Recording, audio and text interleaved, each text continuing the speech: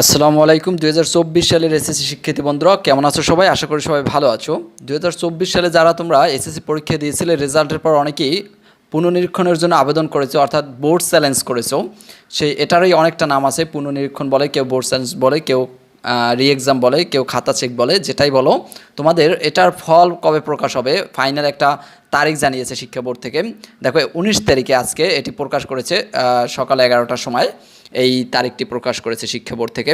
দেখো আমরা সম্পূর্ণ নিউজটাই পরে শুনবো আসলে কি এখানে বলেছে শিক্ষা মন্ত্রণালয় থেকে।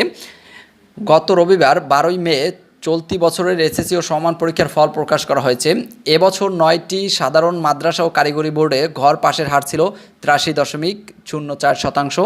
প্রতিবারের মতো এবারও প্রকাশিত ফলাফলে কারো কাঙ্ক্ষিত ফল না এলে সে পুনর্নিরীক্ষণের আবেদন বা খাতা চ্যালেঞ্জ করতে পারবে। এ প্রক্রিয়া শেষ হচ্ছে আজ, অর্থাৎ আজকে কিন্তু লাস্ট ডেট। যারা অনেকে করতে চাও করতে পারো। এবছর ফল পুনরীক্ষণের রেজাল্ট কবে জানা যাবে এমন প্রশ্নের উত্তরে ঢাকা মাধ্যমিক ও উচ্চ মাধ্যমিক শিক্ষা বোর্ডের চেয়ারম্যান অধ্যাপক তপন কুমার সরকার দ্য ডেইলি ক্যাম্পাসকে জানান, নীতিমালা অনুযায়ী ফলাফল প্রকাশের 30 দিনের মধ্যে ফল পুনরীক্ষণের প্রক্রিয়া সম্পূর্ণ করতে হয়।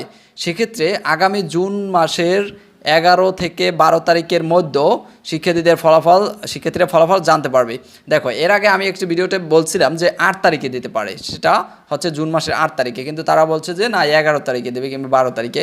ঘুরে ফিরে কিন্তু 8, 9, 10 বা 11, 12 এর ভিতরেই দেবে আর কি, এমনটাই। তো আমি এর আগে এসএসসির ফলটা কিন্তু 12 তারিখে বলছিলাম, মে মাসের 12 তারিখে কিন্তু দিয়েছে, কিন্তু তার আগে কিন্তু বোর্ড থেকে বলছিল যে আমরা না আগে দেবো, আরও 7 তারিখে দেবো, 8 তারিখে দেবো।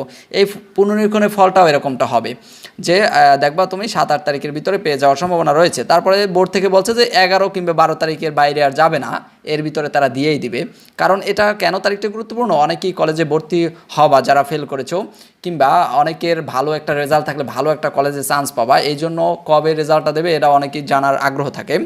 দেখো তিনি আরও বলেন, ফল পুনরীক্ষণের সময় বৃদ্ধি করা হবে না।